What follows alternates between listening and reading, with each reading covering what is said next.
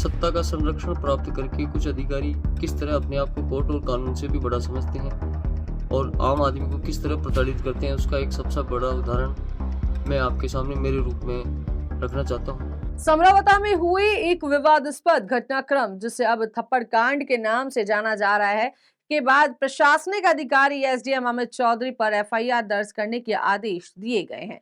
इस मामले में एक नया मोड़ सामने आया है, जब अतिरिक्त मुख्य न्यायिक मजिस्ट्रेट मालपुरा ने इस मुद्दे में एसडीएम अमित चौधरी समेत अन्य 5 लोगों के खिलाफ एफआईआर दर्ज करने के आदेश दिए।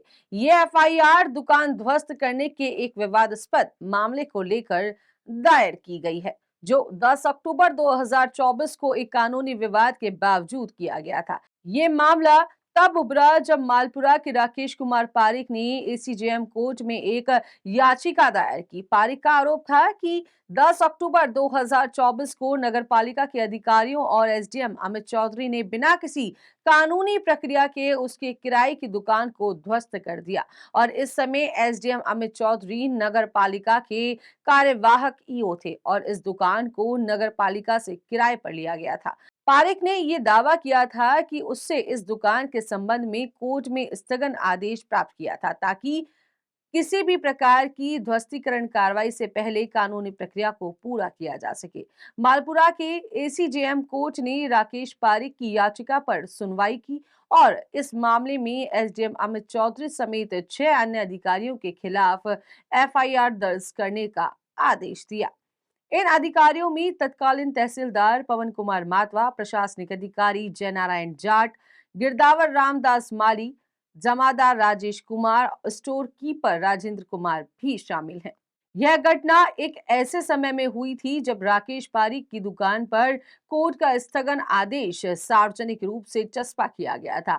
बावजूद इसके अधिकारियों ने उस आदेश को नजरअंदाज करते हुए पुलिस के साथ मौके पर पहुंचे और दुकान को अतिक्रमण मानते हुए ध्वस्त कर दिया। सत्ता का संरक्षण प्राप्त करके कुछ अधिकारी किस तरह अपने आप को कोर्ट और कानून से भी बड़ा समझते हैं और आम आदमी को किस तरह प्रताड़ित करते हैं, उसका एक सबसे बड़ा उदाहरण मैं आपके सामने मेरे रूप में रखना चाहता हूँ।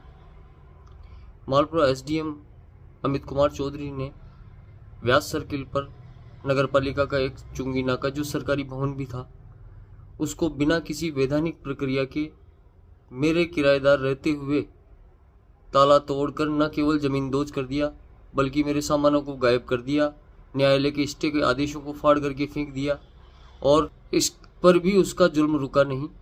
उसने मेरे घर पर तोड़फोड़ कर दी, 80 वर्षीय मेरे माता पिता को धमकाया, मेरे खरीद शुदा प्लाट का पट्टा निरस्त कर दिया, मेरे खिलाफ एफआईआर दर्ज करा दी। इसके बाद भी लगातार मुझे परेशान और प्रताड़ित किए जाने का क्रम जारी है। मैंने वर्ष 2010 से नगरपालिका मालपुरा का एक चुंगी नाका व्यास सर्किल पर किराए पर ले रखा था, जहां मैं पत्रकारिता और ई मित्र का काम करके अपने परिवार का पालन पोषण कर रहा था। 18 अक्टूबर को एसडीएम अमित कुमार, तत्कालीन तहसीलदार पवन कुमार मातवा व उनके 4 अन्य अधीनस्थ अधिकारी, मैं जेसीबी, मैं पुलिस जाब्ता, मैं नगरपालिका के सफाई कर्मचारियों के व्यास सर्किल पर पहुंचे।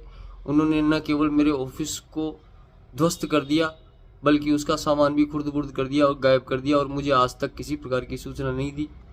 हैरान परेशान होने के पश्चात मैंने न्यायालय की शरण ली, जहां मैंने इस्तगासा दायर किया। माननीय न्यायालय ने मेरे द्वारा प्रस्तुत किए गए समस्त दस्तावेज और तथ्यों का अवलोकन करने के पश्चात एसडीएम अमित कुमार चौधरी व अन्य के खिलाफ मालपुरा पुलिस थाना को यथोचित धाराओं में प्रकरण दर्ज कर अनुसंधान करने के निर्देश दिए हैं। मुझे अब केवल न्यायपालिका से ही उम्मीद है कि ऐसे दोषी अधिकारियों, ऐसे निरंकुश और अहंकारी अधिकारियों पर निश्चित रूप से कार्रवाई होगी और उन्हें किए की सजा जरूर मिलेगी। देश मना रहा है 76वां गणतंत्र दिवस। इस गणतंत्र दिवस के अवसर पर समस्त देशवासियों को हार्दिक शुभकामनाएं, हार्दिक बधाइयां।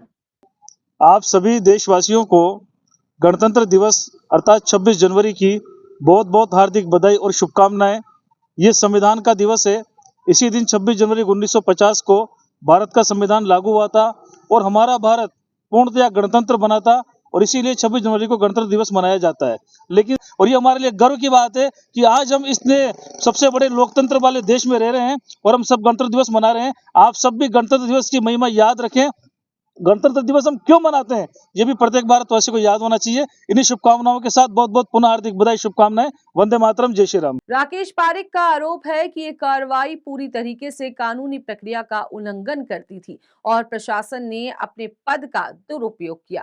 राकेश पारिक का ये भी कहना है कि दुकान को ध्वस्त करने के साथ ही न केवल दुकान का सामान जैसे फर्नीचर और नकदी को गायब कर लिया गया, बल्कि महत्वपूर्ण स्टैम्प पेपर भी चोरी हो गए। पारिक का आरोप है कि इस कार्रवाई में प्रशासनिक अधिकारियों ने पूरी तरह से अपने अधिकारों का दुरुपयोग किया और किसी भी प्रकार की कानूनी प्रक्रिया का पालन नहीं किया।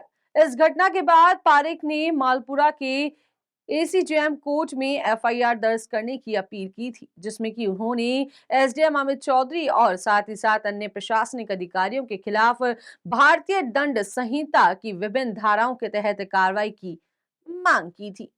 इन धाराओं में धारा 198, 199, 201, 334 ब्रैकेट 1, 334 ब्रैकेट 2 और 61(2) शामिल थी। इसके अतिरिक्त समरावता में एक और विवादास्पद घटना सामने आई जब देवली उनियारा उपचुनाव के दौरान 13 नवंबर को एक राजनीतिक विवाद में एसडीएम अमित चौधरी को थप्पड़ मार दिया गया। ये घटना समरावता गांव में हुई जब प्रत्याशी नरेश मीणा ने एसडीएम को थप्पड़ जड़ दिया। इस घटना के बाद गांव में हिंसा भड़क गई और प्रशासन को स्थिति को नियंत्रित करने के लिए अतिरिक्त पुलिस बल मौके पर भेजना पड़ा। नरेश मीणा के खिलाफ इस थप्पड़ कांड के संबंध में एफआईआर दर्ज की गई थी और उन्हें गिरफ्तार भी किया गया था। हालांकि नरेश मीणा को अभी तक जमानत नहीं मिल पाई है और वे अभी भी जेल में बंद हैं। इस घटना ने पूरे इलाके में राजनीतिक तनावों को और ज्यादा बढ़ा दिया था और स्थानीय प्रशासन की स्थिति को भी चुनौती दे डाली थी। राकेश पारिक की याचिका और समरावता में हुई हिंसा के बाद की घटनाओं ने प्रशासनिक अधिकारियों के खिलाफ गंभीर आरोपों को जन्म दिया है। अब ये सवाल उठता है कि क्या एसडीएम अमित चौधरी और अन्य अधिकारियों के खिलाफ एफआईआर दर्ज होने के बाद इन मामलों की निष्पक्ष और स्वतंत्र जांच की जाएगी। कोर्ट ने आदेश दिया है कि एफआईआर दर्ज करने के बाद इस मामले की गंभीरता से जांच की जाए ताकि ये सुनिश्चित किया जा सके कि जिन अधिकारियों पर आरोप लगाए गए हैं उन पर कानून के मुताबिक कार्रवाई की जाए। यह घटनाक्रम स्थानीय प्रशासनिक अधिकारियों और राजनीतिक नेताओं के बीच के रिश्ते को और भी जटिल बनाता है। एसडीएम अमित चौधरी के खिलाफ एफआईआर दर्ज करने के आदेश ने इस मामले को और भी ज्यादा संवेदनशील बना दिया है। अब ये देखना होगा कि इस मामले में आगे की क्या कुछ कार्रवाई की जाती है। फिलहाल आपको बता दें कि अभी नरेश मीणा अभी तक जेल में बंद हैं, उन्हें अभी तक हिरासत नहीं मिली है। साथ ही साथ यदि बात की जाए राकेश पारिक के मामले की, तो ये मामला केवल एक निजी विवाद नहीं बल्कि प्रशासनिक दुरुपयोग, राजनीतिक विवाद और कानून के उल्लंघन से जुड़ा हुआ एक बड़ा मुद्दा बन गया है, जो समाज और प्रशासन दोनों को सोचने पर मजबूर कर रहा है। फिलहाल इस पूरे मामले को लेकर आपका क्या कुछ कहना है, आपकी क्या कुछ राय है, कमेंट सेक्शन में कमेंट कर जरूर बताइएगा। सत्ता का संरक्षण प्राप्त करके कुछ अधिकारी किस तरह अपने आप को कोर्ट और कानून से भी बड़ा समझते हैं और आम आदमी को किस तरह प्रताड़ित करते हैं, उसका एक सबसे बड़ा उदाहरण मैं आपके सामने मेरे रूप में रखना चाहता हूँ। मालपुरा एसडीएम अमित कुमार चौधरी ने व्यास सर्किल पर नगरपालिका का एक चुंगी नाका, जो सरकारी भवन भी था, उसको बिना किसी वैधानिक प्रक्रिया के मेरे किराएदार रहते हुए ताला तोड़कर न केवल जमीन दोज कर दिया बल्कि मेरे सामानों को गायब कर दिया, न्यायालय के स्टे के आदेशों को फाड़ करके फेंक दिया और इस पर भी उसका जुल्म रुका नहीं। उसने मेरे घर पर तोड़फोड़ कर दी, 80 वर्षीय मेरे माता पिता को धमकाया, मेरे खरीदशुदा प्लाट का पट्टा निरस्त कर दिया, मेरे खिलाफ एफआईआर दर्ज करा दी। इसके बाद भी लगातार मुझे परेशान और प्रताड़ित किए जाने का क्रम जारी है। मैंने वर्ष 2010 से नगरपालिका मालपुरा का एक चुंगी नाका व्यास सर्किल पर किराए पर ले रखा था, जहां मैं पत्रकारिता और ई मित्र का काम करके अपने परिवार का पालन पोषण कर रहा था। 18 अक्टूबर को एसडीएम अमित कुमार, तत्कालीन तहसीलदार पवन कुमार मातवा व उनके 4 अन्य अधीनस्थ अधिकारी, मैं जेसीबी मई पुलिस जाब्ता, मई नगर पालिका के सफाई कर्मचारियों के व्यास सर्किल पर पहुंचे। उन्होंने न केवल मेरे ऑफिस को ध्वस्त कर दिया बल्कि उसका सामान भी खुर्द-बुर्द कर दिया और गायब कर दिया और मुझे आज तक किसी प्रकार की सूचना नहीं दी। हैरान परेशान होने के पश्चात मैंने न्यायालय की शरण ली, जहां मैंने इस्तगासा दायर किया। माननीय न्यायालय ने मेरे द्वारा प्रस्तुत किए गए समस्त दस्तावेज और तथ्यों का अवलोकन करने के पश्चात एसडीएम अमित कुमार चौधरी व अन्य के खिलाफ मालपुरा पुलिस थाना को यथोचित धाराओं में प्रकरण दर्ज कर अनुसंधान करने के निर्देश दिए हैं। मुझे अब केवल न्यायपालिका से ही उम्मीद है कि ऐसे दोषी अधिकारियों, ऐसे निरंकुश और अहंकारी अधिकारियों पर निश्चित रूप से कार्रवाई होगी और उन्हें किए की सजा जरूर मिलेगी।